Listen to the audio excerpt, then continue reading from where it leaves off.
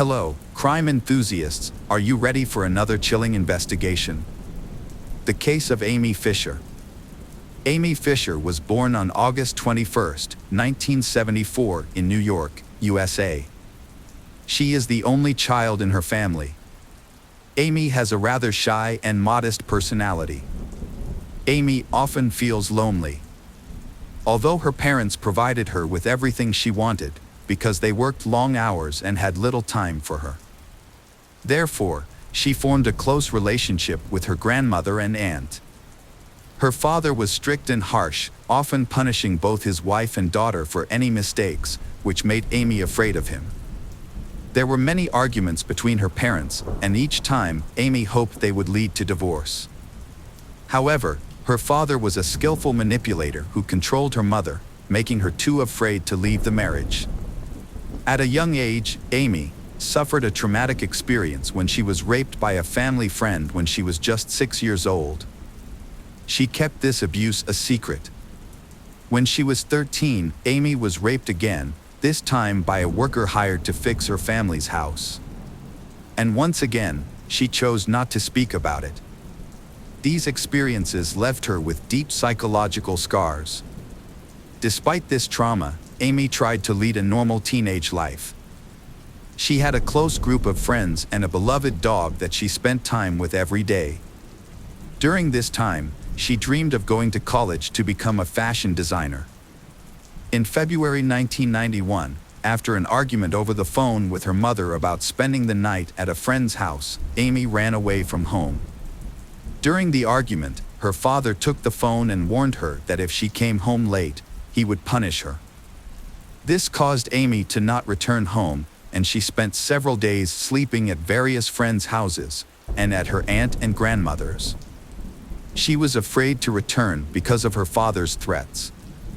Meanwhile, her father reported her missing to the police, saying that she was unstable and uncontrollable. That same year, the girl discovered she was pregnant, which shocked both her and her boyfriend. Fortunately, her aunt helped her arrange an abortion without her parents finding out. In May, when she left the garage, she accidentally broke the side mirror of her car. She feared that her father would punish her for this incident. She had previously taken her car to a repair shop to fix a similar problem, where a skilled mechanic quickly fixed the car without her father noticing. This time, she returned to the shop alone and met a man named Joey Buttafoco. This meeting was the fate of her life. Joey was married to Mary Jo, the oldest of 5 sisters from a Catholic family in a Long Island suburb. They met in 1971 while both were in high school and taking summer courses. Joey was charming and funny, but he had lost his mother when he was 11, which left him deeply affected during his teenage years. Mary provided him with support during this difficult time. Their relationship developed quickly, and they married in 1977, purchasing a house next to his family's auto repair shop. Mary's lifestyle changed dramatically when she became pregnant. Mary began to accept a more responsible adult life. And she noticed that Joey had not changed. While she was at home, Joey continued to go to parties as usual. Mary did not confront him about this, hoping that he would eventually change. However, this situation made her frustrated because of Joey's needs and desires. He became addicted to drugs, went to work early and came home late, sometimes disappearing for days. Each time he returned, he had a convincing excuse, because he was very good at lying. Mary endured this situation for a long time, rarely seeing her husband, and her patience was exhausted. She began to talk about divorce more often, but Joey always tried to ease her worries. And then she went on to get pregnant again. After giving birth to her daughter Jessica, she tried her best to maintain the appearance of an ideal family. Meanwhile, Joey continued his reckless behavior. This made Mary feel sad and made her see herself as a failure. As a result, she began to experience frequent panic attacks. Mary began seeing a therapist who helped her control her anxiety. However, This did not solve the problem of her uncontrollable husband. Faced with this reality, Mary had no choice but to take prescription medication, raise her child, and hope for a future where Joey would change. Mary gradually realized that they needed to move back to their old neighborhood on Long Island, as Joey's parties and friends were having a negative effect on him. She convinced Joey that they needed to move. The couple planned to buy a new house.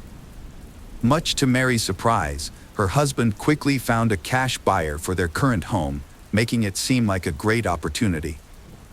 They could move immediately, and Mary expected to receive the money to buy a new house. However, on the day they were due to leave, Joey admitted to a serious problem. He revealed that he had mortgaged their property and given all the money to his drug dealer. It turned out that he was heavily in debt due to his drug use and had to mortgage the house just to pay off the debt. This news was quite distressing. A family with 2 children found themselves homeless and broke. Fortunately, Joey's father stepped in to help by giving them the money they needed for a down payment on a new home in Massapequa, a suburb of Long Island. However, he had his own motives. He believed Joey was incapable of managing a business and feared he would lose the auto repair shop. As a result, Joey received the money, but he also lost his claim to the family business and became just an employee in his father's shop. Despite this, Mary remained supportive and forgave her husband. She enrolled him in a rehabilitation program, which ultimately helped him. In the end, they were able to find happiness together. The Mary never expected that another woman would enter their lives. In May 1991, Amy Fisher returned to the auto repair shop to fix her car, just like she had done the previous year. She was worried about her father finding out because she didn't have any money, so she needed to come up with a story. Joey agreed to help her with this. They decided he would say she brought the car in for routine maintenance, and that while she was there, someone had hit her car at night and broken the mirror. The plan worked. Amy's father believed the story, and Amy felt grateful to Joey for helping her avoid trouble with her dad.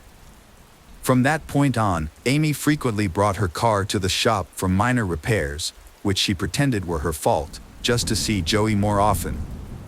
Amy was much younger than Joey, with an age gap of almost 20 years. However, she often flirted with Joey. On July 2nd, she went to the auto repair shop again to install a sound system.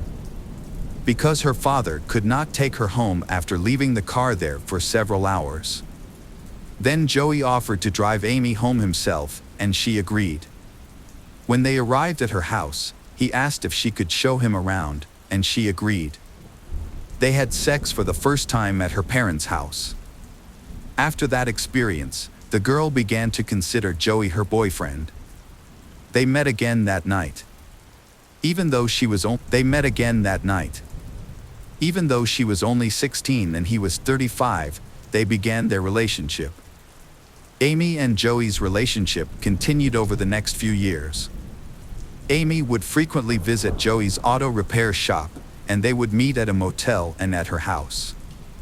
Joey seemed to be taking advantage of Amy's weaknesses. He knew about her troubled relationship with her father and realized how vulnerable she was.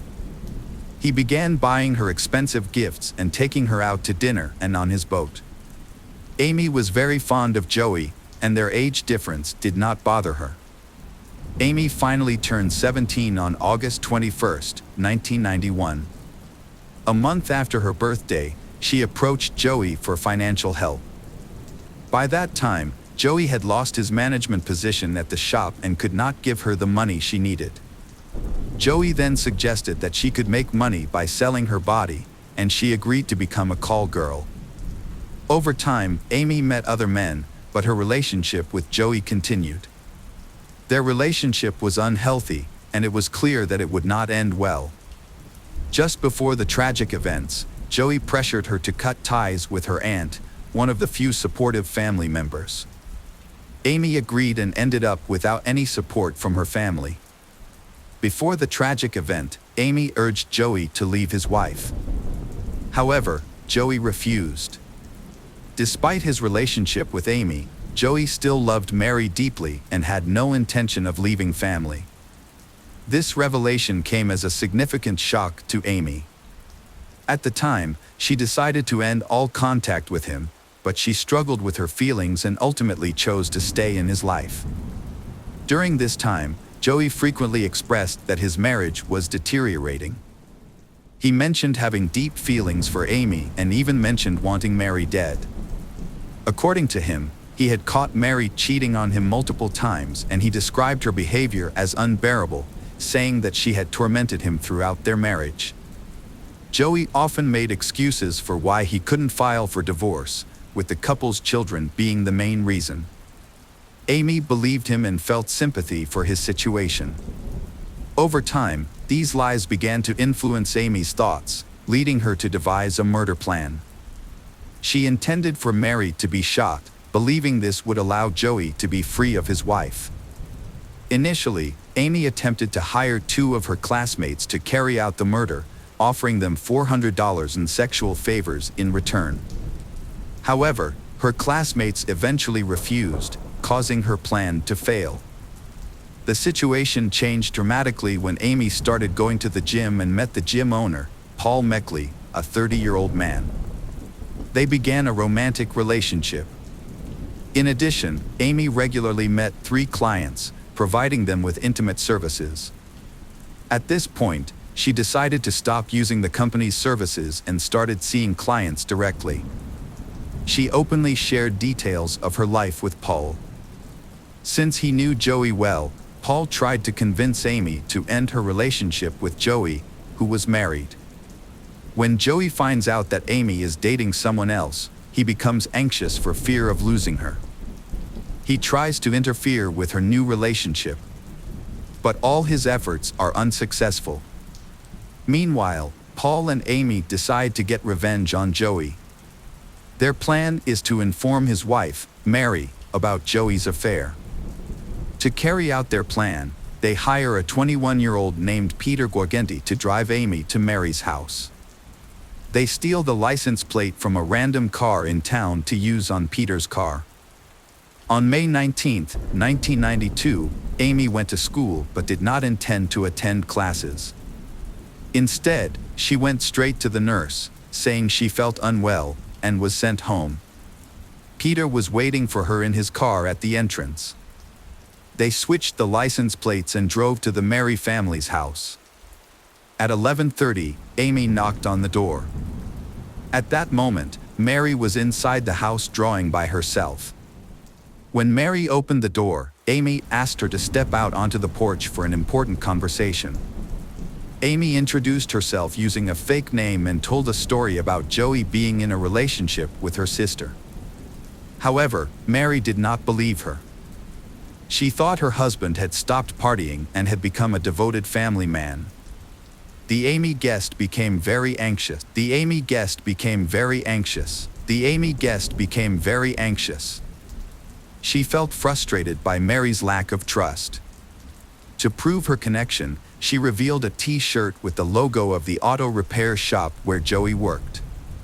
However, Mary still did not believe and rejected Amy's story. This led to a heated argument that lasted 15 minutes. The Amy tried every possible way to persuade the Mary that her husband was having an affair.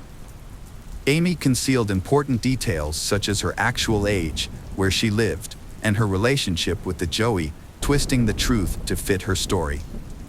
As a result, Amy's lies seemed even less credible. Eventually, the Mary turned away and headed for the door, asking the Amy to leave. It was clear that she viewed the girl's claims as fabrications and had no intention of listening further. In a fit of rage, Amy hit Mary in the head and accidentally shot her. The recoil of the gun knocked Amy to the ground, and Mary landed on top of Amy. She then pushed Mary away, quickly got up, and got into Peter's car. She later told Peter that the gun had gone off accidentally, claiming that she had only meant to scare Mary.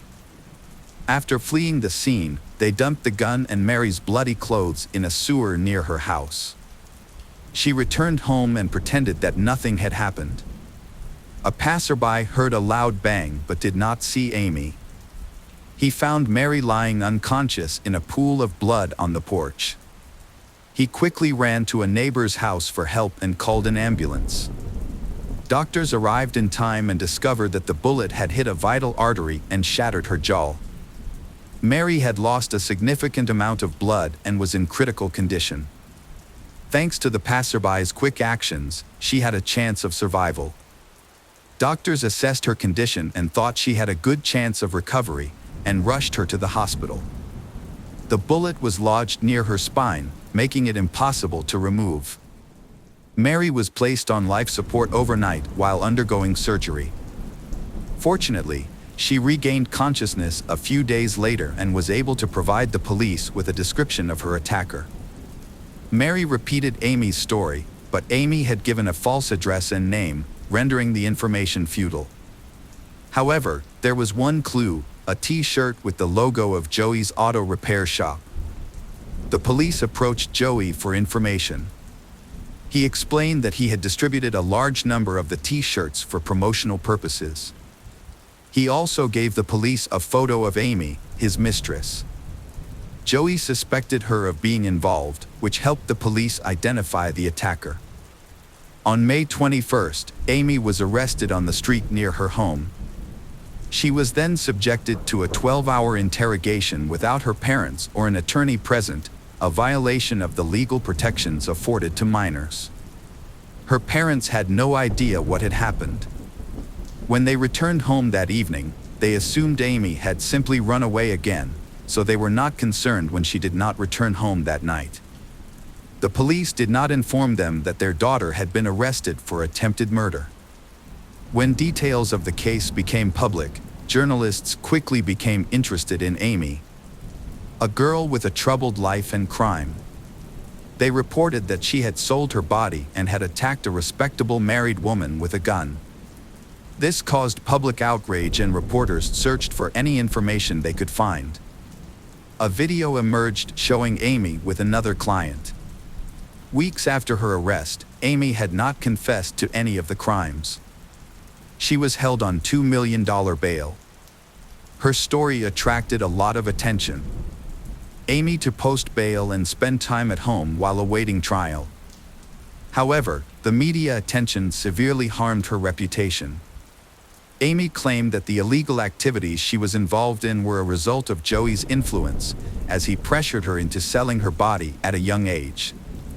This became the central argument that her lawyers used in their defense strategy. Joey denied having an affair with Amy, but evidence emerged in the form of 13 receipts from a motel where he met Amy, confirming their secret involvement. Several motel employees confirmed frequent visits. During the court proceedings, Amy spoke against him, providing evidence linking his handwriting to the relationship. However, Joey maintained that the accusations were fabricated. Even Mary sided with him, refuting Amy's. While waiting for her trial, Amy focused on preparing for it. She spent all her money on bail, leaving her unable to pay her lawyer, who agreed to defend her for free. There were rumors that she was having an affair with her lawyer, who seemed to have feelings for her and even sent her gifts. On the advice of her attorney, she accepted a plea deal with the prosecution. With the weapon and motive, it would be difficult to argue that the gun went off accidentally. On September 23, 1992, after turning 18, she confessed to the accidental killing. Amy stated that she was angry with Mary because she refused to listen.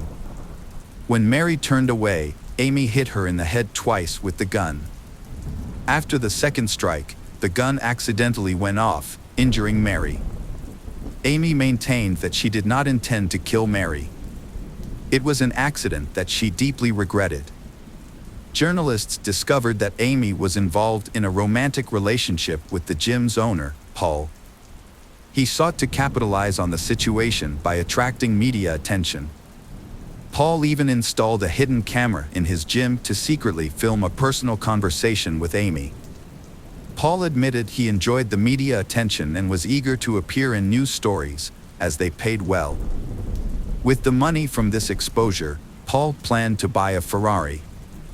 Once Amy realized that even Paul was exploiting her, she attempted to take her own life again. Subsequently, she was required to undergo treatment in a psychiatric clinic, where she stayed for several months. On December 2nd, Amy appeared in court.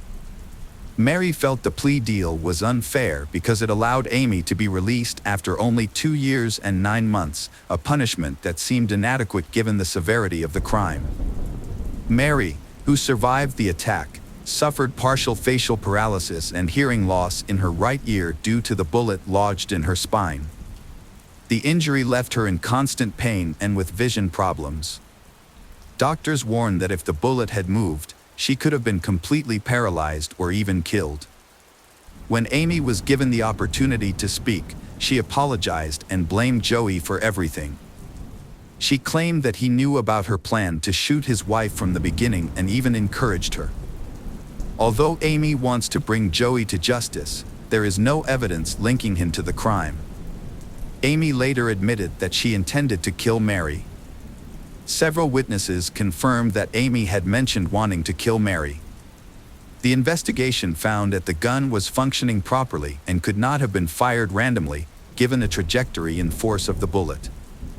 In addition, it was suspected that Amy and her accomplice Peter had taken steps to prepare for this trip, such as changing the license plate and purchasing weapons. This suggested that they were planning a targeted attack. During the trial, Amy's hopes of serving only 2 years and 9 months in prison were dashed. Instead, she pleaded guilty to first-degree assault with aggravated circumstances and received a 15-year sentence. Peter Guagendi, who drove her to Mary's house, was arrested and charged with being an accessory to the crime, and was sentenced to 6 months in prison. Joey appeared on several television shows with his wife to prove his innocence. They even went on a small press tour and appeared on various channels across the country. During this time, the prosecutor's office began to receive many calls from people who believed that Joey should also face legal consequences because they thought he was indirectly involved in the incident. The police could no longer ignore the accusations against Joey. The following April, Joey Buttafogo was arrested and charged with sex with a minor. Joey reached a plea deal with the prosecutor and admitted his guilt. As a result, he served only 6 months in prison and paid a $5,000 fine. He claimed he had been wrongly convicted, portraying himself as the victim of a deceitful schoolgirl. After pleading guilty, he ended up serving only 4 months in prison before being released. In 1995, Joey was arrested again in Los Angeles for soliciting prostitution. He claimed he was innocent and that the incident was staged. As a result, he served the last 75 days of his sentence. During this time, Mary fell into a severe depression and took medication to cope with the pain.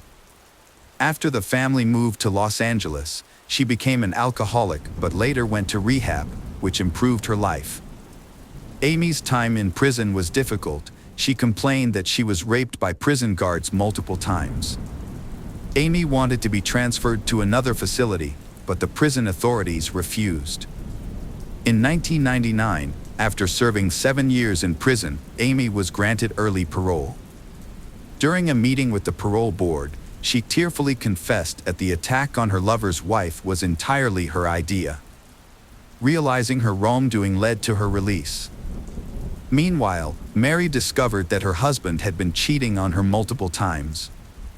Unable to bear her husband's constant infidelity, she filed for divorce in 2003 after 26 years of marriage. At the same time, Joey was arrested for attempted insurance fraud involving his car. He never learned from his mistakes. He remarried and continued to live an eccentric lifestyle. After the divorce, Mary had facial surgery that allowed her to smile normally and partially regain her hearing. During this time, her children were very supportive. In 2009, she published a book about her life story. For years, she harbored resentment toward Amy for shooting her. However, during her rehabilitation, Mary realized that it was time to let go of the past and stop punishing herself. This realization led her to forgive Amy. In 2010, Mary remarried and moved to California, where she became a grandmother and enjoyed a peaceful life. After her release from prison, Amy moved to Florida and wrote 2 books about her life. She sought fame and money, even creating a false identity. Amy began working as a webcam model and adult film actress, frequently appearing on talk shows to share her experiences. After marrying a former New York police officer and having 3 children, her marriage ended in divorce in 2015. Their eldest son stayed with his father, while Amy returned to Long Island with her 2 younger children and lived with her mother for a time. During this time, she worked as a stripper in a strip club but eventually quit. She continued to work as a webcam model. Her ex-husband did not support this lifestyle. He suggested that Amy buy a smaller house, preferably in a remote area where she could remain anonymous and find a regular job and live more modestly. However, she refused his offer. Gregory Bohr was born on July 19, 1981, in the American village of Scotts, Kalamazoo County, Michigan. He was the firstborn of Sharon and Gys. They later had 2 more children, Chad and Troy. Gregory has a close relationship with his brother Chad, whom he takes good care of. Solidarity and strong friendship are what set this family apart. In high school, Gregory became interested in motors and technology, devoting all his free time to experiments, studying mechanical devices and machines. During this period, he met a girl whom he began to court. Their passionate romantic relationship ended in engagement. The marriage was registered, and on March 24, 1999. While still very young, they found out they were expecting a child, and then a daughter named Lily was born. The birth of Lily filled Gregory with new strength and inspiration. After receiving his high school diploma, Gregory searched for work and, fortunately, quickly found a position at a prestigious company specializing in the production of motorcycles. This aligned with his interests, but the experience he gained pushed him forward. Soon, he changed jobs to work in a company that produced auto parts, where he had the opportunity to develop his skills, demonstrate himself as a talented worker. However, not everything went smoothly in family life. Just like at work, only love remained. Amid the routine, the spouses forgot about the bright feelings that once connected their hearts. As a result, the tension in their relationship led to divorce. Little Lily stayed with her father, and Gregory took on this responsibility without hesitation since his daughter was the meaning of his existence. Gregory remained a bachelor until 2012 when he met Janelle. She was also from a farming background. At that time, she worked at the state post office and had previously been married. Both spouses faced difficulties in family life. Initially, these problems seemed insignificant, but over time, they worsened. Ultimately, Janelle accused her husband of violence and abuse, pointing out injuries in the eye area. The statement was accepted, and an investigation began, which led to an unexpected result. It turned out that she had harmed herself solely to accuse her husband of something he had not done. Upon meeting, Janelle and Gregory discovered that, in addition to mutual attraction, they shared common interests, the most significant of which was a love for firearms. Very soon, their trips to the shooting range became one of their favorite activities. They were happy, enjoying each other's company, and the age difference did not bother them at all. Gregory introduced his loved ones to Janelle and made plans for their future together. Nevertheless, as the relationship progressed, his relatives noticed some unpleasant changes. Gregory began to distance himself from his family, while Janelle made no effort to strengthen his ties with his loved ones.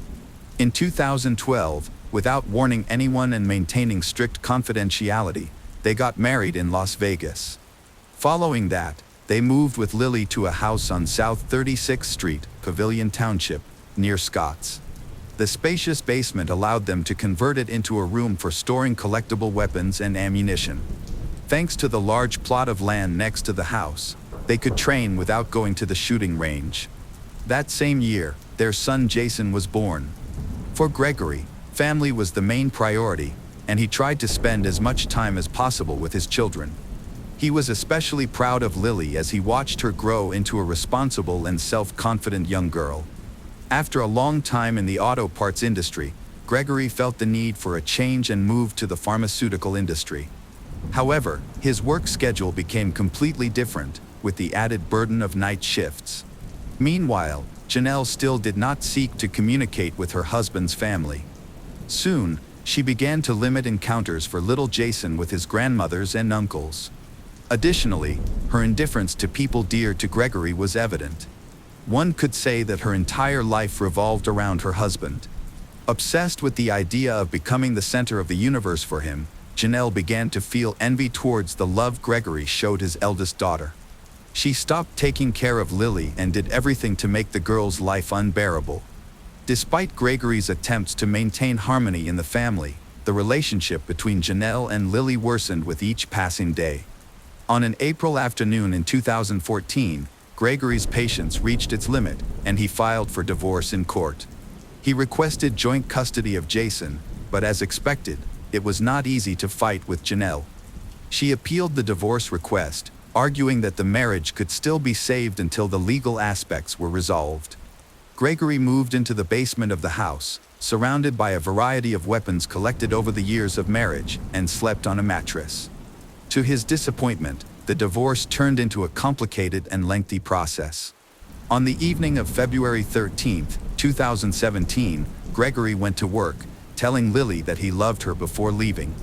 The next morning, when his shift ended, he returned home, went down to the basement, and lay down to rest. Around noon, Janelle also came home and, taking advantage of her husband's deep sleep, attacked him with a .40 caliber pistol. Gregory died on the spot. No sooner had she pulled the trigger than she began a series of actions that, in her opinion, should have helped her avoid responsibility. In particular, she attacked herself in the arm and then called 911 to report what had happened in their home. The Kalamazoo County Sheriff's Office responded immediately. When a group of officers arrived on the scene, Janelle was already standing outside, clutching her bloody arm. Officer Warren Meisner was among the first to arrive. Along with other police officers, he entered the house and took several photographs.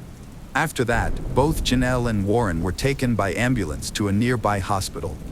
During the trip, she told Warren what had happened. According to her, when she came home on her lunch break, she decided to talk to Gregory again about the upcoming divorce. Janelle begged Gregory to reconsider his decision. She then claimed that her lawyer was already aware of Gregory's physical and emotional abuse toward her and Jason. Losing his temper, her husband grabbed his gun and fired several times. When Janelle finished her story, Sergeant Warren looked at her thoughtfully, noticing that she had been speaking with striking calmness. The next day, while in the hospital, Janelle testified again, providing more details. This time, she was listened to not only by the warden but also by another officer. Janelle clarified that upon returning home, she immediately began to wash clothes and then went down to the basement to wake up Gregory.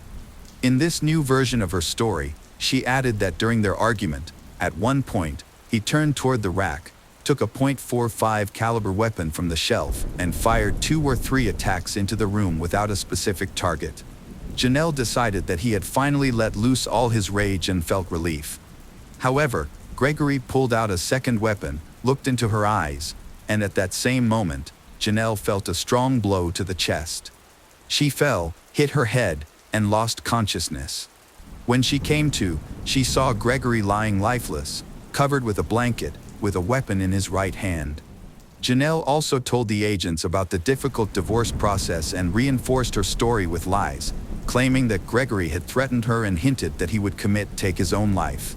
Initially, this version of events seemed quite logical for the damage, but one of her gestures made him doubt her credibility.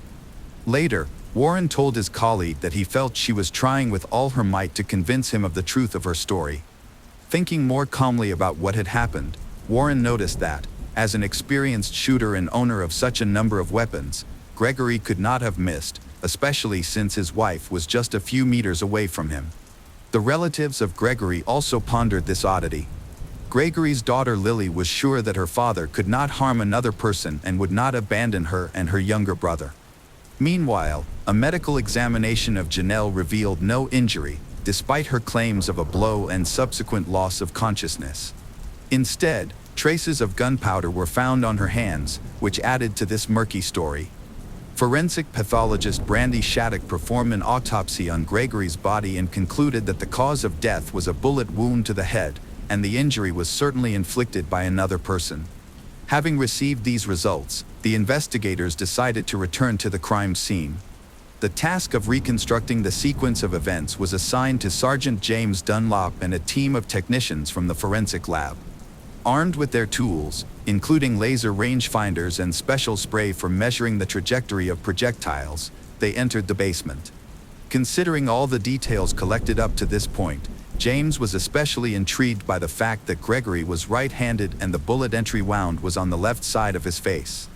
This indicated that the gun had been fired from a distance of approximately 45 centimeters. Therefore, for James, the hypothesis that Gregory had aimed at himself was rejected. If he had used his left hand, he would not have been able to hold the gun in the normal way to achieve the required angle and distance. Then another inconsistency in Janelle's story emerged. She claimed that her husband was on the bed, but the gun was found at a considerable distance from his body. The next step in the investigation was to measure the angles of the bullet trajectories. Only 2 of the 4 bullets found could be accurately traced based on this data. The experts concluded that Gregory's fatal wound was caused by a .40 caliber weapon, with the bullet remaining in his head. The second bullet pierced part of the door and hit one of the walls, raising a cloud of dust that spread in small particles throughout the room. While examining Gregory's body, investigators found these particles on his eyelashes, neck, and hair. In addition, they were above the blood at the scene, indicating that this shot was fired after Gregory's death. Lastly, James could determine that both Janelle and her husband had roughly the same amount of gunpowder residue on their hands. It was easy to conclude that one of them had the opportunity to wash their hands and attempted to eliminate the evidence. Of course, it was not the victim. Janelle became the prime suspect, and Officer Warren faced many questions and contradictions in this difficult situation. Studying Janelle's past, he found her ex-husband, whom he called to the station to learn about their life together and the alleged assaults. The ex-husband provided a detailed description of the incidents related to the domestic violence complaint from Janelle. Looking into the alleged violence by Gregory towards his wife and son, investigators found no evidence to support Janelle's statement. At that moment, they felt that the pieces of the puzzle were finally beginning to come together to form a whole. The case against the suspect was now only a matter of time before she was called in for further questioning. However, she stated that her lawyer had advised her not to say anything without his presence. After completing the investigation on March 1, 2017, the Sheriff's Department presented the prosecutor's office and filed a motion to charge Janelle with murder and unlawful use of a firearm. After the appropriate review and approval, on the same day, Janelle was arrested and taken to the Kalamazoo County Jail. On March 2, 2017, the trial was broadcast live from the jail and presided over by District Judge Vincent C. Westra. The attorney presented her arguments for Janelle's release on bail, arguing for the need to allow her to see her young son. However, Judge Westra denied the request. On June 9, 2017, Janelle received a summons to appear in court issued. Westra judge decided to initiate criminal proceedings, which greatly pleased Gregory's family. The relatives of Janelle felt that they were one step closer to a fair outcome, but they understood that they would have to be patient because the trial had just begun. Unexpectedly for everyone, Janelle agreed to confess to her guilt, which excluded the option of life imprisonment. However, Gregory's relatives were, of course, dissatisfied.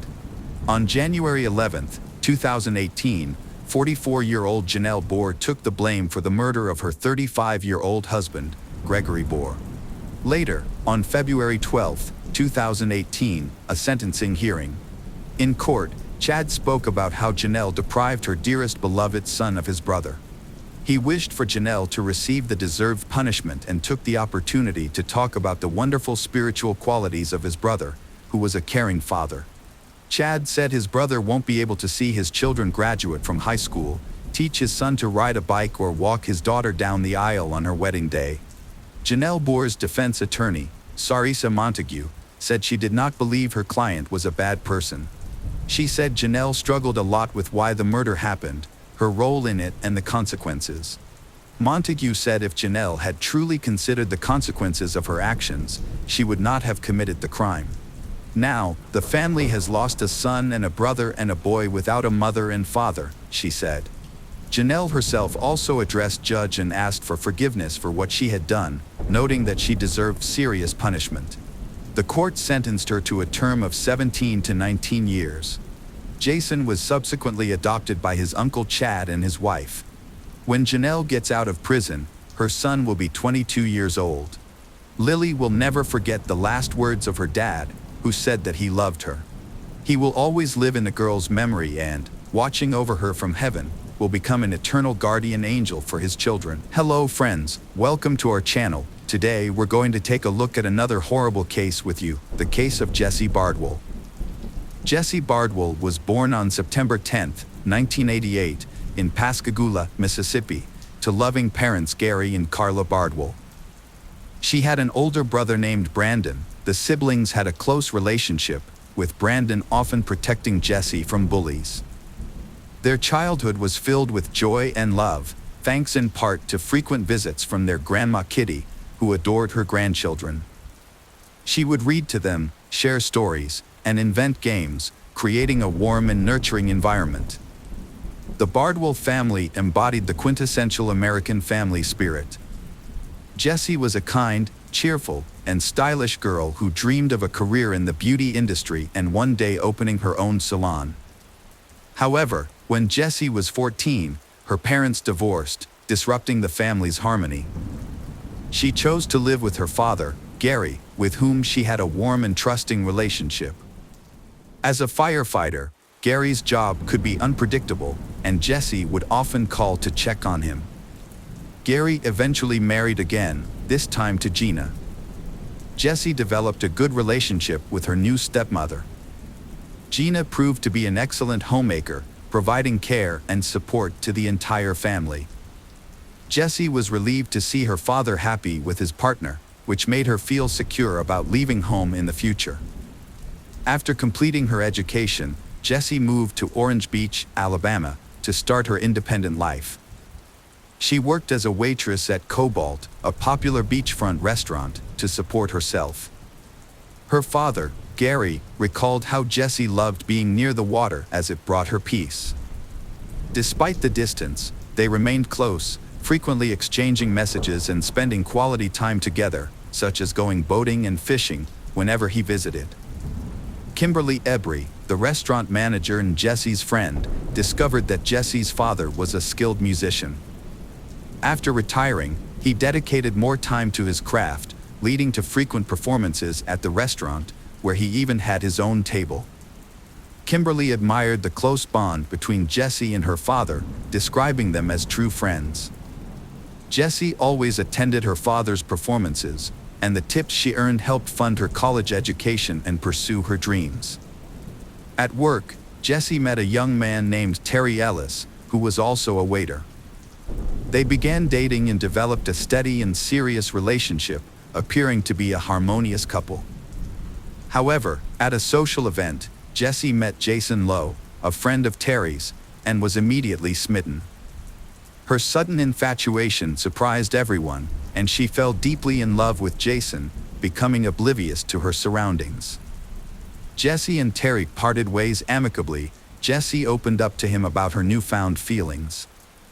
This decision turned her life upside down, but she was drawn to Jason's charming and promising nature. He was handsome, held 2 degrees, and had a decent job. Jason was polite and knew how to present himself well. For Jessie, her new feelings marked the beginning of a new life. When Jason learned about her dreams, he promised to fulfill them. As he needed to relocate to Dallas, Texas, for a high-paying job in the technology industry, Jessie decided to follow him. Jessie viewed the move as an adventure, rather than a life-changing decision. Although she was hesitant to leave her father, Gary, for an extended period, her ambition and youthful idealism ultimately prevailed. She kept her plans a secret from her father, fearing his disappointment and knowing he would be opposed to her decision. As a result, she didn't inform him of her plans, even when they spent their last Christmas together. Mr. Bardwell didn't notice anything out of the ordinary about his daughter Jessie's behavior initially. She seemed happy, laughing and joking as usual. Jessie, 24, had moved to Richardson, a suburb of Dallas, with her boyfriend Jason. While Jason worked from home, Jessie was looking for a new job and scouting locations for her own salon. They had plans to get married and buy a house. However, Jessie's relationship with her father began to change drastically. They grew apart, and Jessie stopped answering her father's calls, which troubled Mr. Bardwell. It wasn't until speaking with Kimberly that Mr. Bardwell learned of Jessie's new boyfriend and her move out of state. He tried to reconnect with Jessie, but Jason controlled her communications. Mr. Bardwell's suspicions about Jason grew after meeting him when they visited Pascagoula. The father attempted to dissuade his daughter, Jessie, from returning to Texas, but she was resolute.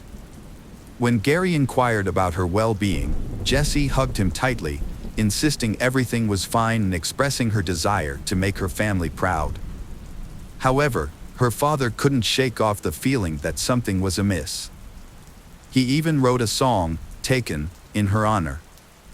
For months after Jessie moved to Texas, she ceased responding to phone calls. The final warning sign came on May 8th, when she failed to wish her mother and stepmother a happy Mother's Day, a cherished family tradition. Gary sensed something was terribly wrong and contacted Jason, Jessie's boyfriend. Jason claimed ignorance of Jessie's whereabouts, citing their supposedly open relationship, which allowed her to come and go as she pleased. However, Gary knew this was a lie, aware that Jason was a jealous and controlling partner who contradicted himself. The next morning, Jessie's father headed to Texas, convinced that her boyfriend was involved in her disappearance. During his journey, he sent the boyfriend a message warning him that if Jessie wasn't home when he arrived, there would be serious consequences. When he arrived at their apartment, he found no sign of Jessie or her belongings. Despite this, the boyfriend claimed he had no idea where she was and was waiting for her to return. Later, Kimberly shared some information that Jessie had confided in her during a rare heart-to-heart conversation. It turned out that Jason had been spending money on banned substances and entertainment, and his promises to fulfill Jessie's dreams had largely evaporated. The boyfriend had been pretending to be someone he wasn't, and this was also reflected in how he treated Jessie. While their relationship appeared fine in public, Jason was often rude and aggressive in private, leading to frequent conflicts. With Jessie missing, her father filed a missing person report with the Richardson police. The investigation was led by Detective Hiram Hale, a father of 3 daughters who was determined to uncover the truth. The police took immediate action, speaking with the boyfriend several times and searching the house, but they found no sign of Jessie.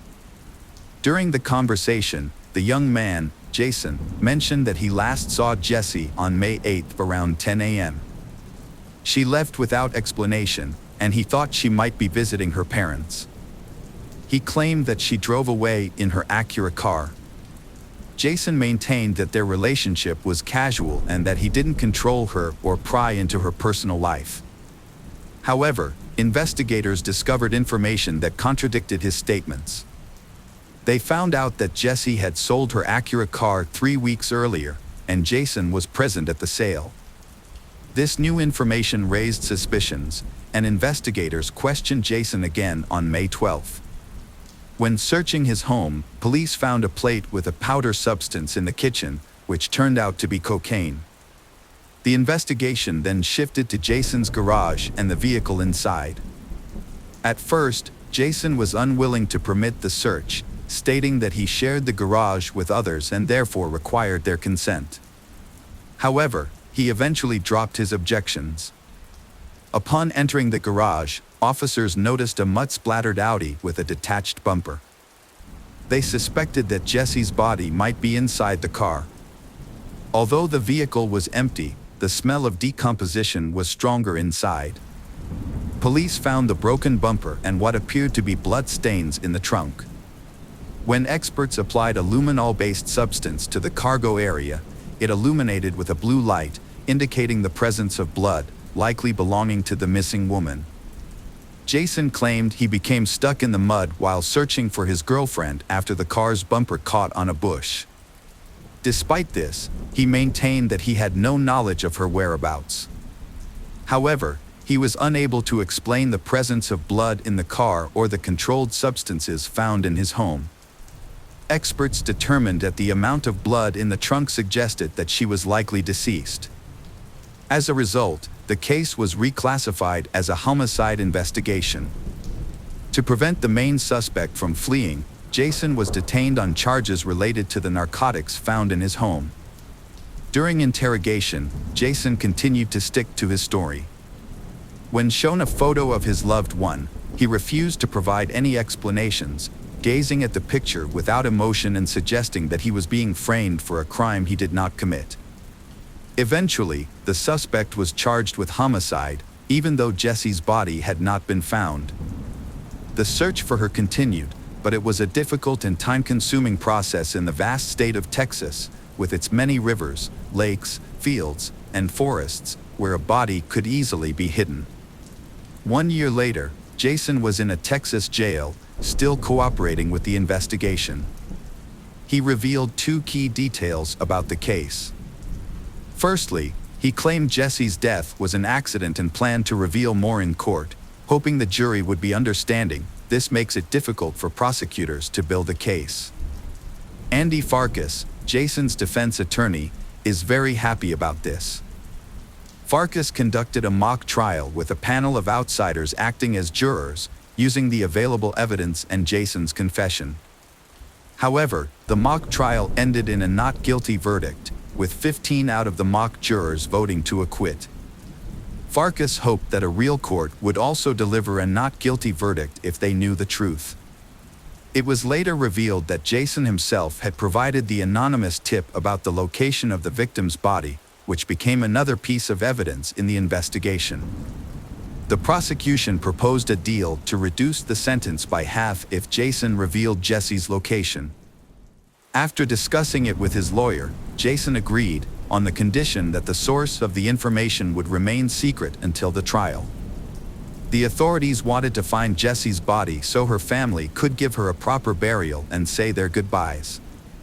As time passed, Jesse's father, Gary, became consumed by grief and anger, longing for justice to be served.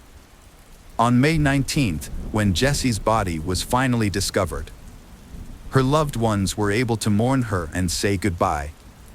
However, when Gary received the autopsy report, he was shocked and appalled by the state of his daughter's body. She had been wrapped in a sheet and was barely recognizable as a human being, having been discarded like trash. Gary arranged for his daughter's body to be returned to her hometown with the help of his friends and former colleagues, who hired a funeral hearse to transport her. Jesse's family, friends, and acquaintances held a memorial service for her on the beach, where they prayed for her to be found and for justice for her suffering. About 1,000 people attended a memorial service at the First United Methodist Church to honor the victim. The victim's grandmother, Kitty Bardwell, spoke emotionally, saying that if the town could be cleansed by the tears shed for her granddaughter, it would be truly clean. The tragedy drew widespread attention, with many offering condolences to the family and coming forward to support them. Gary found a unique way to cope with his emotions. Gary printed a photo of Jason, attached it to a stump, and hit it with a 12-pound sledgehammer. This unusual form of therapy brought him some small sense of relief. However, Gary continued to struggle, often finding it hard to get out of bed in the morning. He held on to the hope that Jason would be tried and convicted for murdering his daughter. Gary blamed himself for not doing more to protect Jessie, wishing he had convinced her to leave Jason or at least break up with him. Gary remembered a phone call from Jessie, where she admitted he was right about Jason after they had argued and he had kicked her out. She had found temporary shelter with a friend but returned to Jason the next day, giving him another chance. Gary had no choice but to accept his daughter's decision, a choice that would later fill him with regret. When the trial finally began, Gary traveled to Texas, determined to see Jason punished for his crime. Prosecutor Cynthia Walker started her opening statement by describing Jason's personality. Many people saw him as complex and difficult to get along with, and he had few friends because of his long history of substance abuse, which often led to uncontrollable outbursts of anger. It's possible that Jessie was a victim of one of these outbursts. Prosecutor Westwin called some of Jason's former girlfriends to testify. They supported the prosecution's claims about Jason's aggressive behavior, saying they had feared for their lives because of his violent jealousy. Like Jessie, they had been isolated from their friends and family by Jason, who showed clear signs of being manipulative and a pathological liar. In contrast, Jason presented himself as superior to other men, successfully deceiving people. Jason responded quickly to these revelations in court. He said he had started using substances at age 13, influenced by his friends, and had become addicted. Jason Lowe tried to keep his life on track, earning multiple degrees and working for a prestigious global company. He claimed his actions were motivated by a desire to fulfill Jessie's dreams and build a life together out of love. However, the prosecution presented a different image of Jason. They suggested that his behavior was inconsistent with someone grieving the loss of a loved one. The investigation found that Jessie's death occurred between May 1st and May 3rd, likely on the day of a reported argument with Jason that the neighbors, the Jordans, witnessed. After Jessie's death, Jason moved her body to the garage and placed it in the trunk of his car, where it remained for several days. The blood found in the car was confirmed to be Jessie's. Jason later moved her body to a remote farm, hiding it in the nearby woods. The sheet wrapping Jessie's body was identified as part of Jason's bedding set, which was still in use at his home even after her death. Meanwhile, Jason continued to see other women, exchanging messages and intimate photos with them before meeting at his apartment. Jason tried to cope with his emotions by using substances, which he believed made dealing with reality easier. However, his attempt to distract himself was disrupted when detectives discovered his involvement in Jessie's death through a clever tactic. They asked Tommy Jordan, someone Jason knew, to talk to him while being monitored. During this conversation, Jason admitted to making a mistake and feeling guilty about an accident that happened with Jessie, which he attributed to his own negligence. Jason's admission was seen as a confession, and he eventually told the prosecution where Jessie's body was located. At the trial, Jason shared his account of what happened on the night of Jessie's death. He explained that they had taken pills that increased their libido and were intimate in the shower. Jason slipped and fell, followed by Jessie, who hit her head on the bathtub. She then sat down, feeling hot and dizzy, and Jason claimed he offered to call for medical help, but Jessie refused, thinking that rest and sleep would be enough. Jason found Jessie unresponsive and not breathing on his chest the next morning. Despite trying to revive her, she was dead. Afraid of being accused of murder, Jason didn't call the police and instead decided to handle the situation himself. He initially left Jessie's body in his car, but later moved it to a remote farm where he carelessly discarded her in a trash pile without a proper burial. However, Jason's story was questionable due to his questionable character and the results of the forensic medical examination. The examination revealed that Jessie had suffered severe head injuries that couldn't have been caused by slaps to the face, suggesting that Jason had tried to cover up evidence of a violent beating. As a result, Jason's entire story was discredited. After deliberating for 6 hours, the jury found him guilty. Judge Scott Becker sentenced Jason to 50 years in prison. Jason's original sentence could have been up to 99 years, but it was reduced due to a deal with the prosecution. As a result, Jason won't be eligible for parole until at least 2041. Gary felt a sense of relief when the verdict was announced, feeling that justice had been served. However, he noticed that Jason showed no remorse for his actions. Interestingly, Jason's ex-girlfriends, including Chrissy Chambers, were present at the trial, with Chambers commenting that if she could give one piece of advice to others in similar situations, it would be to get away as soon as possible. Jason continues to claim that the death was an accident and maintains his innocence to this day. Sadly, Jason's girlfriend, Jessie, had already paid the ultimate price. Jessie grew up with a positive example of male behavior, courtesy of her father Gary, but tragically discovered Jason's darker side too late. This experience serves as a warning that some men can be deceiving, manipulative, hiding behind a charming exterior. Welcome back, detectives. Let's dive into another horrible case, the case of Patrick de la Cerda. Patrick de la Cerda was born in June 1992 in Miami, Florida, a city known for its picturesque metropolitan area. His father, Max Dira, was a native of Spain, while his mother, Patricia Ranza, was born and raised in France before moving to the United States in the 1980s, where she met and married Max. Patrick grew up in a warm family environment where he was surrounded by love, care, and mutual respect. He was a kind, intelligent, and sociable person who excelled in school and had a large circle of friends. From a young age, Patrick was very close to his parents, who prioritized his education and well-being, providing him with every opportunity to grow into a capable and responsible individual. Patrick's father was a dedicated and skilled professional in the construction industry. Although the family was not wealthy, they were considered well off by the standards of the big city. After completing high school, Patrick decided to follow in his father's footsteps and pursue a degree in construction. However, during his time at university, his parents made the difficult decision to divorce after nearly 25 years of marriage.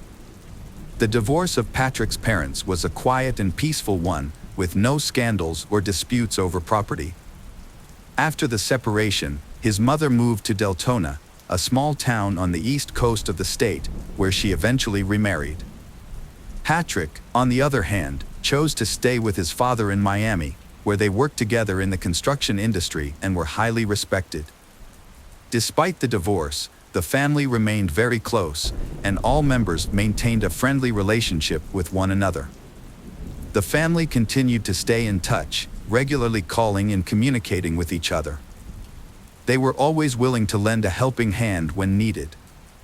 Patrick often visited his mother in Deltona and shared with her details of his life, including his relationships and romantic interests. With his French and Spanish heritage, Patrick had grown up to be a charming and attractive young man, which helped him win over women at a relatively young age. Patrick grew up in a family that valued strong relationships, so he never sought casual flings.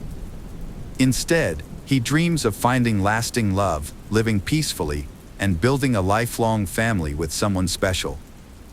He created a profile on a popular dating website at the suggestion of a friend, but he didn't have high hopes of actually meeting his soul mate on the dating website.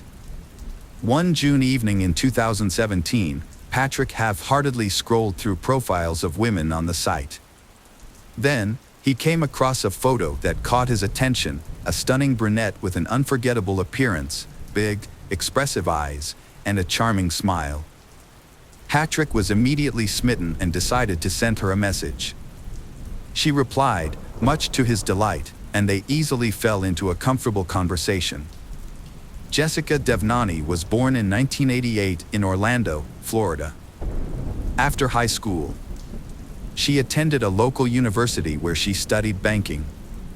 Following graduation, she landed a job at a bank branch in her hometown. Around that time, she met a handsome young man online. They quickly hit it off, exchanging messages and eventually phone numbers. They had long conversations every day, creating a deep emotional bond and strong trust. As their online friendship grew, they decided to meet in person.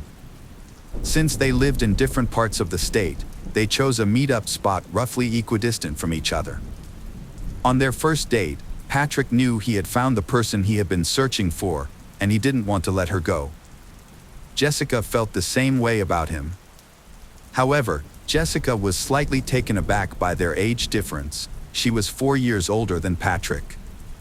After their date, on his way home, Patrick called his mother to tell her what happened. They had been in a long-distance relationship for months, which was becoming increasingly difficult. Due to the distance between them, they could only see each other on weekends, and even then, they had to meet at a location convenient for both of them. Usually, they will rent a cozy hotel room in a secluded spot and use the time to enjoy quality time together. However, by Sunday night, they would have to return to their respective homes, as they had work commitments on Monday mornings. In December 2017, Patrick made a significant decision. He relocated to Delton, where his mother lived, in order to be nearer to his girlfriend. He purchased a house in a quiet neighborhood and began making repairs to create a welcoming home for Jessica. Although she couldn't move right away because of work, but they made plans to get together again and have a housewarming party in early spring. They had a special celebration planned on New Year's Eve. To surprise Jessica, Patrick set up a fireworks display in the backyard, getting down on one knee to make his romantic proposal as they gazed up at the festive lights. Patrick got down on one knee, held out a box with a ring, and asked Jessica the most important question of all: would she become his wife? Overjoyed, Jessica happily agreed. Patrick had been looking for an engagement ring for a long time, but in jewelry stores there was no ring beautiful and delicate enough for the occasion. He chose the best option possible to propose before the new year, but he also had a custom ring made from a jewelry shop, designed by himself. Patrick's engagement was just 2 months old, and the wedding preparations were well underway. His choice of partner had been approved by their parents, and they was overjoyed as they prepared to start a new life together. They had plans for a grand celebration, either in Miami on the shores of the Atlantic Ocean or in France, where the groom's mother was from, on February 27, 2018. On that day, Patrick's father, Max, received a call from a courier while he was at work. The delivery man explained that Patrick's order has been delivered, but Patrick did not answer the door or answer the phone. Max was taken aback by Patrick's unexpected actions, which immediately raised his level of concern. Since Max was tied up at work and couldn't go check on Patrick, Max asked his future daughter-in-law to go instead. Patrick's father called Jessica in a panicked tone, saying he couldn't reach his son. Jessica had been trying to contact Patrick all morning, but he wasn't responding to her calls or messages. When she shared this with Patrick's father, Max, he feared the worst. Jessica immediately dropped everything and rushed to Patrick's house. When she arrived, she saw his car in the driveway, indicating he was still at home. Using her own key, she entered the yard and called out to Patrick, but there was no response. Jessica carefully opened the front door and was met with a horrific sight. Patrick was lying in a pool of blood, showing no signs of life. She quickly called emergency services, but the paramedics were unable to save Patrick and declared him dead at the scene. When the police arrived, Jessica was overcome with grief, sobbing in the backyard where Patrick had proposed to her just 2 months earlier. An officer spoke to her, and she raised her tear-filled eyes to meet his. She claimed to know who was accountable for Patrick's murder, naming her wealthy ex-boyfriend as the culprit. To comprehend this complex case and identify potential suspects, it's essential to revisit the past when Patrick first met Jessica. At that time, Jessica was in a relationship with Gregory Bender, a wealthy businessman who owned an investment fund. She met Gregory during her student years, and he was 20 years her senior. Gregory showered Jessica with expensive gifts and took her on lavish vacations, eventually winning her affection. Jessica thought she had found her soulmate, but soon she began to notice some disturbing patterns in her ex-boyfriend Gregory's behavior. He was extremely controlling, constantly monitoring her movements and interactions with others. If she had an admirer, Gregory would quickly get rid of them through threats and intimidation. Meanwhile, he kept his own life a mystery, sharing very little about himself with Jessica. Their relationship lasted nearly 8 years, during which time Gregory never introduced Jessica to his family or friends. They only spent time together or went on vacation when he wanted to, and he rarely invited her to his home. Gregory claimed he was too busy, but Jessica longed for a normal family life and children. However, every time she brought it up, Gregory would say it wasn't the right time. When Jessica tried to end the relationship, Gregory proposed to her with a ring, and she accepted. However, nothing changed. They still lived apart and only saw each other when Gregory wanted to. One day, Gregory was in a car accident and ended up in the hospital. When Jessica rushed to his side, she decided to stop by his house to pick up some things for him. That's when she encountered a woman she had never seen before. Instead of introducing herself, the stranger asked Jessica who she was. Jessica showed her the ring on her hand and that she was the landlord's fiancée. Jessica later found out that Gregory was married to someone else, Diora Sanchez Bender. Devastated, Jessica immediately broke off the relationship. However, Gregory really wanted to keep her, begging for forgiveness and promising to divorce his wife and marry Jessica in the future. Jessica eventually gave in and continued the affair, but as time went on, nothing changed, and Jessica became exhausted.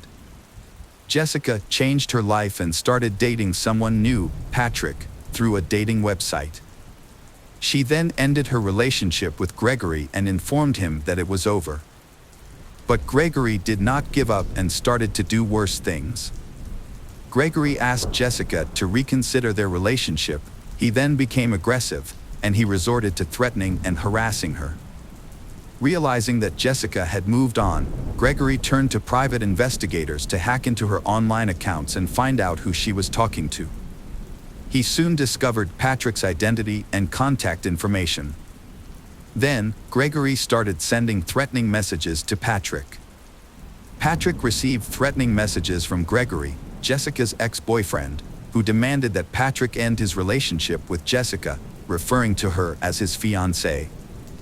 After receiving the threats, Patrick remained calm because he thought they would not come true. However, Jessica is scared because she knows Gregory's aggressive nature and that he has a large collection of weapons.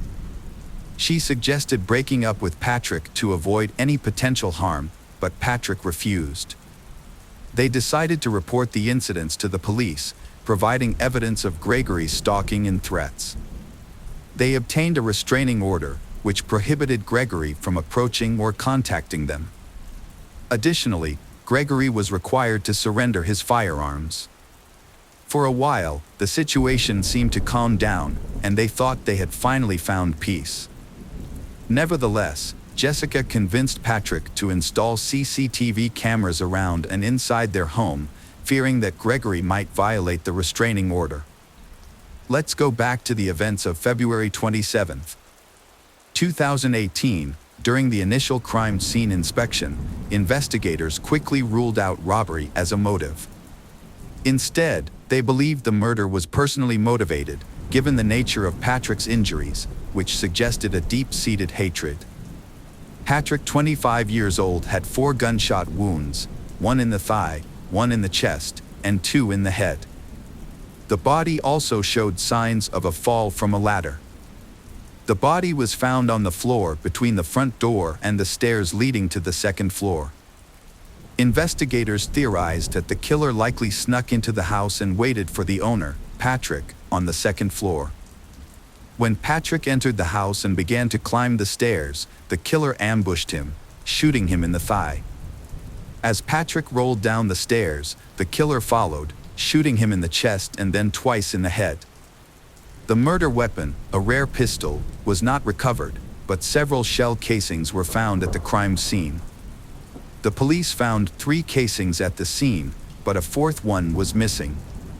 This led investigators to suspect that the killer might have taken it as a souvenir. The initial suspect was Patrick's neighbor, a U.S. Army veteran who had a history of conflict with Patrick. The veteran had been involved in combat and had suffered a severe head injury, which led to the development of a mental disorder. The veteran was skilled with firearms and had access to rare guns. In a previous incident, the veteran had mistakenly shot at his neighbor, thinking he was a burglar.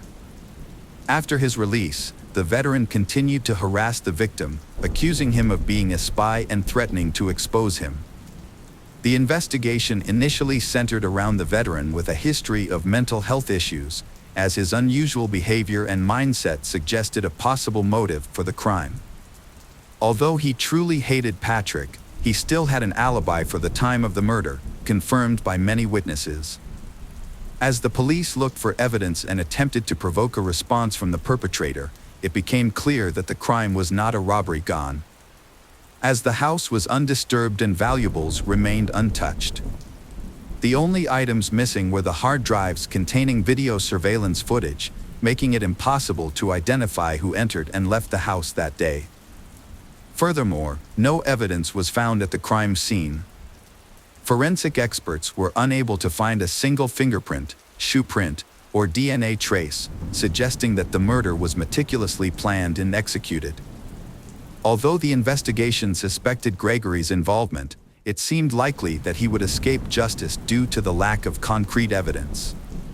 The police asked Jessica to help them with a secret plan to catch her ex-boyfriend, Gregory, off guard. She agreed to make the call, and as the police had hoped, Gregory answered. Jessica tried to lure him into a conversation, but it quickly became apparent that he had anticipated the trap and was not falling for it. Gregory seemed unflappable as Jessica confronted him about Patrick's death. When she accused him directly, he acted shocked and even offered her his condolences. Despite her best efforts to get him to lose his cool, he didn't give away any incriminating information. In the end, the police didn't have enough evidence to hold or question Gregory, so he remained at large, abiding by the terms of a restraining order. He appeared to have already distanced himself from Jessica, makes gathering evidence more difficult. As the police investigation stagnated due to lack of evidence, Diora Sanchez, Gregory's wife, called to reveal she had vital information about Patrick's death. Upon arrival at the police station, Diora told investigators about discovering a cryptic notebook in Gregory's office just days before the crime occurred. Upon flipping through the notebook's pages, Diora stumbled upon an entry containing an address she didn't recognize, accompanied by a series of cryptic digits that appeared to be a code.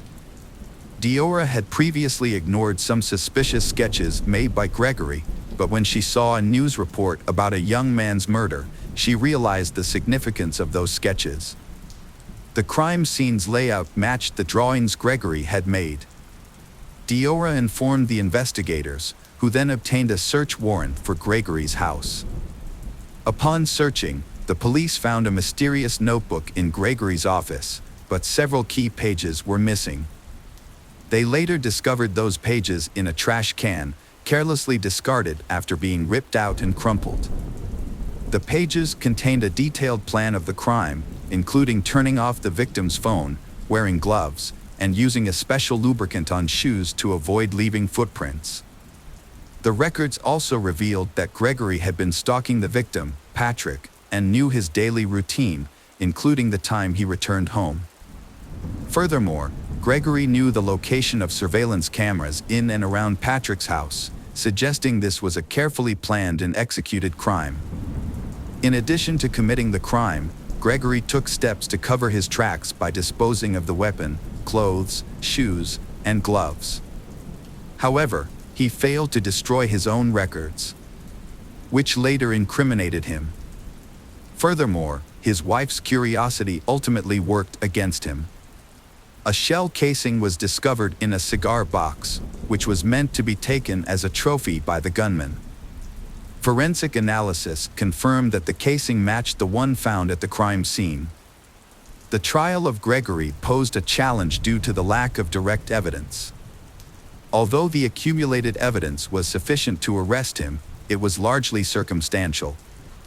Since the crime weapon was never recovered, there was no definitive proof that Gregory was at the victim's house on the day of the crime. Moreover, there were no eyewitnesses to testify against him. The trial, which began in May 2021, more than 3 years after the crime, was heavily influenced by the skilled lawyers Gregory hired. He appeared confident and seemed to believe he would evade punishment. A crucial witness, Jessica, provided detailed testimony about her long-term relationship with Gregory, including his marital status, her attempts to break up with him, and the subsequent harassment and threats he made against her and Patrick. Jessica presented evidence of her conversations with Gregory, including screenshots of their conversations and their phone records. However, Gregory's lawyers countered by blaming Jessica, claiming that she was responsible for Gregory's behavior. They claimed that Jessica had started a new relationship with Patrick while still involved with Gregory, and that she had hurt his self-esteem. The defense downplayed the significance of the written plans for the murder, describing them as mere fantasies of a hurt man seeking revenge on his rival. They argued that Gregory never acted on these plans and therefore did not leave any evidence at the crime scene. Additionally, the lawyers claimed that the search of Gregory's home was conducted illegally and with procedural errors, suggesting that the shell casing found there could have been planted. The crime weapon was never found, and Jessica's identification of the gun model was uncertain. She had previously seen a similar gun in her boyfriend's collection, but she wasn't familiar with firearms and could have been mistaken. The defendant's ex-wife, Diora Sanchez, was called to testify. During her testimony, the defendant, Gregory, unexpectedly professed his love for Diora. This declaration seemed to affect Diora, and her testimony became unclear. Diora claimed to have forgotten some details and ultimately stated that she doubted Gregory's capability for murder, given their long history together. Despite the defense's efforts to challenge the search of Gregory's home and the lack of direct evidence, the jury found him guilty of first-degree murder after hours of deliberation. Gregory was given a life sentence with no possibility of parole. As the judge read out the sentence, the defendant fixed Jessica with an intense stare, not blinking once. His glare made her feel nauseous. Jessica sat next to Patrick's mother and suddenly burst into uncontrollable sobs, finding it hard to breathe. Despite multiple attempts by Gregory's lawyers to appeal the verdict, all their efforts were unsuccessful. The case attracted public attention, with many outraged that a wealthy businessman had brutally murdered a working-class man and attempted to escape justice. Patrick's story was widely reported in the press, and Gregory remains in prison to this day.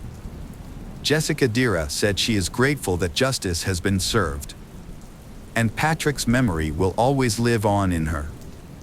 She wears the engagement ring he gave her and a special piece of jewelry he had intended to give her but never got the chance.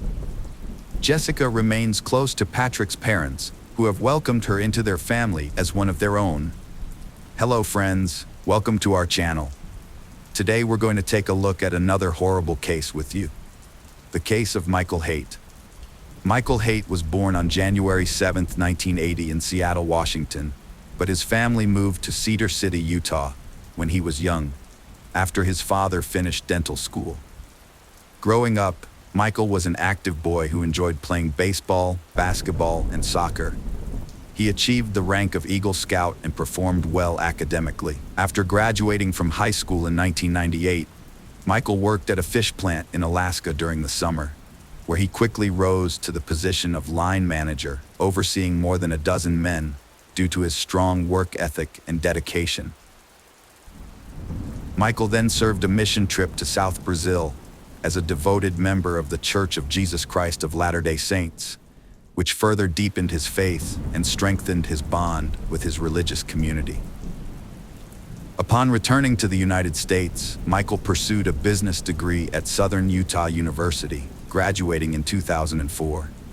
During his time at the university, he met his future wife, Tasha Earle, and they fell in love, getting married in the St. George Temple on May 10, 2003. Michael seemed like the perfect family man to those who didn't know him. He was always involved in his kids' lives, coaching their sports teams, attending school concerts, and spending quality time with them, whether it was sledding or working on projects in the garage. But on January 4th, 2023, the illusion he created around his family life shattered. That day, police found 8 dead bodies at the Haight residence, leaving investigators and neighbors stunned and confused. When Tasha Haight missed an online appointment and her husband Michael failed to show up for work, their colleagues became worried and alerted the police to check on the family's welfare at their home in Enoch. The officers arrived at the Haight residence, but no one answered the door. As they walked around the property, it looked like nobody was home. Knowing the family had 5 kids, the police contacted the Iron County School District to see if any of the children were in school that day, but it turned out none of the kids were present when the police arrived at the Haight home. The officers searched the premises to make sure there was no immediate danger, and after a thorough search, confirmed that nobody needed medical attention, and there were no signs of an active threat. The detectives arrived at the crime scene shortly after it was declared. Upon entering the main bedroom, they saw 4-year-old Gavin lying on his stomach with his head turned to the left, one arm under his head on a pillow, and a blanket covering part of his body. His sister Tasha was similarly positioned, with only part of her body covered by the blanket. On the other side of the bed, they found Gail Earle, Tasha's mother, lying on her back with her head on a pillow and partially covered by a blanket, just like her daughter and grandson. In Bry's room, the detectives found the 12-year-old girl lying in bed, slightly inclined and partially covered with a blanket.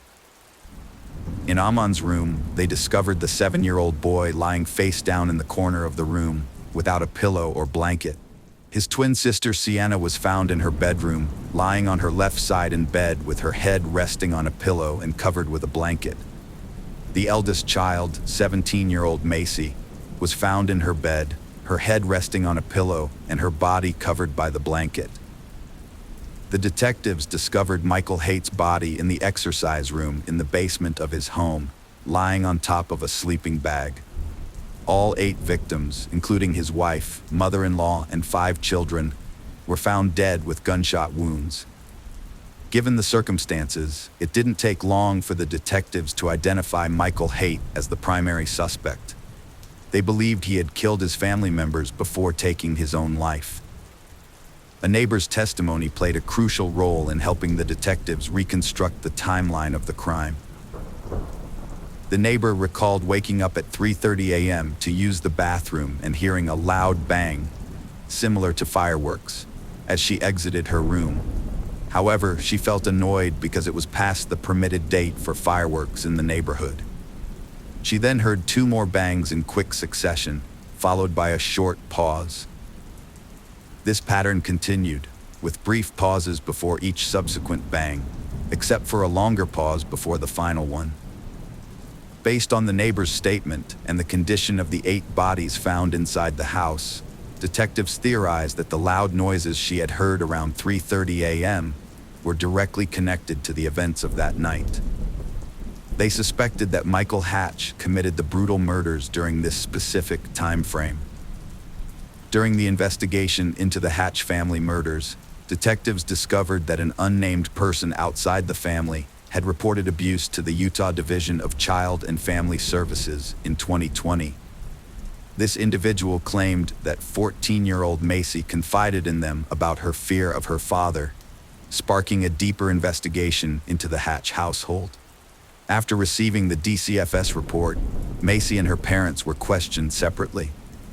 During Macy's interview, the investigator uncovered disturbing information. Macy revealed that her father had choked her on multiple occasions, and she feared he would kill her.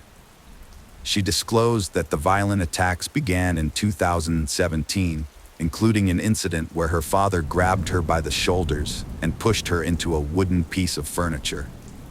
When detectives questioned Michael Hatch, he claimed he had never physically harmed his daughter. He downplayed the incidents Macy described, saying they were simply misunderstandings. Michael attributed his emotional turmoil to two recent events: the death of his father and his brother's divorce. He stated that, in his distress, he took out his frustration on his older daughter, Tasha. Tasha chose not to pursue criminal charges against Michael. Similarly, the Utah Department of Children and Family Services, the Enoch Police Department, and the Iron County Prosecutor's Office decided not to press charges, deeming the case insufficient to meet the prosecution requirements set by the statute. A lethality assessment was conducted with Tasha, which revealed that her relationship with Michael did not pose a significant threat to her life. Nevertheless, victim services were made available to Tasha and her children for several months following the case's opening. Through conversations with Tasha's friends, detectives formed a different impression of Michael Hatch than the one he presented to the community. Tasha's friends revealed that whenever they visited, they would often chat with her, while the kitchen water was running to mask their conversation, as Tasha suspected Michael was spying on her discussions. They also helped Tasha with housework during their visits so Michael wouldn't have anything to criticize her about. Tasha's friends disclosed that whenever she texted them, she would respond with brief, upbeat messages, likely aware that Michael might read them. They believed she did this to maintain a positive facade for Michael's benefit, implying that everything was fine in their marriage. Detectives found Michael displayed controlling behavior towards his wife, Tasha. He took away her car keys and phone to keep her from leaving. They also suspected him after he overreacted to her buying a $30 rug from Walmart, accusing her of excessive spending despite the legitimate need. Tasha shared with her friends her concerns that her 7-year-old son, Amon, was increasingly mimicking his father Michael's bad behavior. Whenever she gave Amon an instruction, he would respond by saying that it was not his job. This worried Tasha because it revealed Amon's growing lack of responsibility and disregard for authority. She mentioned that Michael frequently disregarded or ignored her instructions, and Amon seemed to be following his example. In 2022, Tasha prioritized self-care by getting her nails done despite her busy schedule. However, her husband Michael wasn't supportive, imposing strict rules on her independence. After her appointment, Tasha felt confident and told Michael she'd make it a monthly routine, sparking his anger over the potential cost. To address Michael's concerns, Tasha explained calmly that her monthly self-care expenses came out to $25. Despite this, Michael remained skeptical, claiming that by spending money on her nails, Tasha was essentially taking away from their children's basic needs. This stance stemmed from his need for control and sense of financial responsibility towards their family. At the same time, Tasha began to prioritize her self-care and eventually started losing weight, a significant change after years of her husband calling her fat and ugly. Michael became angry about her weight loss, accusing Tasha of cheating on him as he struggled to explain the sudden change in her appearance. As Michael's controlling behavior escalated, he tried to manipulate Tasha regarding her weight loss. He begged her to stop, fearing that other men might find her attractive. Underlying this request were his deep-seated insecurities and desire for complete control over his wife's body and actions. Michael exhibited a frugal attitude during the holiday season, despite earning a significant income. He allocated only $100 for each of their 5 children to buy gifts, whereas Tasha made sure they had a fulfilling Christmas. However, Michael refused to provide additional funds for his wife and children, justifying his stance by claiming that he didn't see the need to give them more of what he believed was rightfully his. Michael controlled every aspect of Tasha's life, including her cleaning and childcare habits. He insisted on using baby wipes, claiming they were eco-friendly and cost-effective, but this caused Tasha stress and compromised her comfort and hygiene.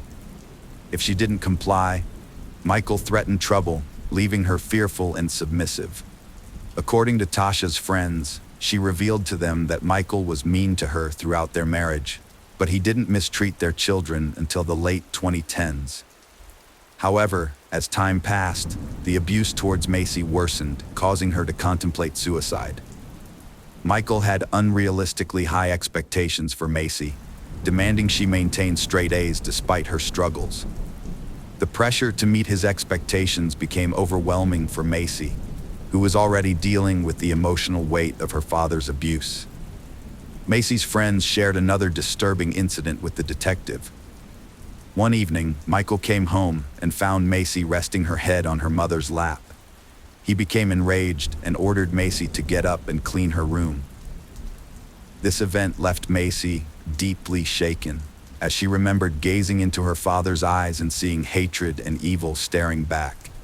Detectives found another instance where 7-year-old Briley disobeyed Michael's warnings. Michael blamed his wife Tasha for their kids' misbehavior, calling them the worst in the world. He berated Tasha in front of their kids, even calling her fat and ugly. Tasha realized she needed to escape her 20-year marriage to Michael after a distressing incident exposed his abusive nature and temper. Seeing the harm it was causing their kids, she knew she had to leave. Tasha decided to divorce Michael after over 20 years, prioritizing their children's well-being over their marriage.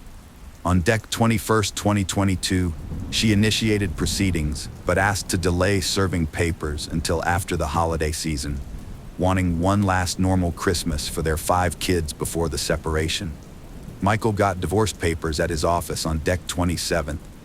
He called Tasha, acting normal, asking about her day, like nothing was wrong. He told her to leave the house, but wanted the kids to stay. Tasha refused, insisting on taking the kids with her. Tasha took the children to her mother's house in Lynn, Utah. That evening, Michael arrived at his mother-in-law's house and tried to persuade Tasha to go for a ride with him. But Tasha declined, telling her friends she had a bad feeling about going anywhere alone with Michael. After Tasha filed for divorce, her mom Gail moved in to help. However, Michael made things worse by moving into the basement fitness room instead of leaving the house. Tasha told her friends she had found a discrepancy in their children's savings accounts, which held $220,000. What she discovered shocked her. Michael had transferred the money out of the accounts without her knowledge or permission. After her father's death, Tasha inherited several firearms, including hunting rifles and a handgun. When she checked her house in January 2023, she realized all the guns were gone.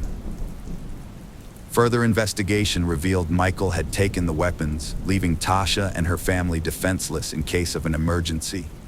Macy, Michael and Tasha's eldest child, confided in her friends that she would welcome her parents' divorce.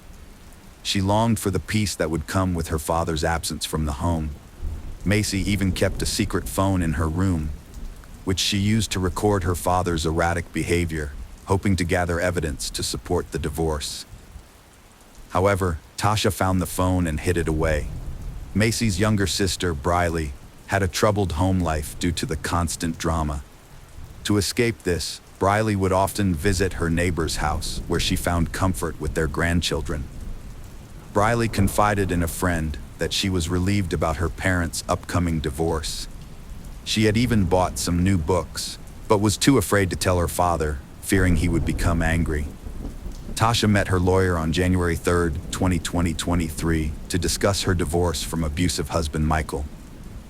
She felt relieved he'd moved to the basement due to his volatile behavior. Asked if she'd ever feared for her or her children's safety, Tasha said she never had. In hindsight, Tasha's optimism was tragically misplaced. The police investigation was harrowing, piecing together a chilling sequence of events. A disturbing Google search on December 30th stood out, revealing Michael's firearms queries just days before the deadly shooting, painting a chilling picture of his intentions. The search results revealed alarming questions, such as inquiries about how loud a 9mm gunshot is, what a gunshot sounds like, what to do if gunshots are heard near one's house, if a single gunshot in the neighborhood at night would be immediately recognized, and if one would be brave enough to call the police, how loud a gunshot in the house would be, and if a neighbor would hear a gunshot in the garage, and how loud a 40mm pistol is. Michael's suicide note said he'd rather rot in hell than endure his wife's controlling behavior. He felt desperate, frustrated, and trapped, repeatedly asking for help that never came. Determined to end the manipulation, he refused to be a burden to society. The case's details have shocked many, revealing a deeply dysfunctional family plagued by violence. Michael's actions were premeditated, carefully planned to catch his family off guard.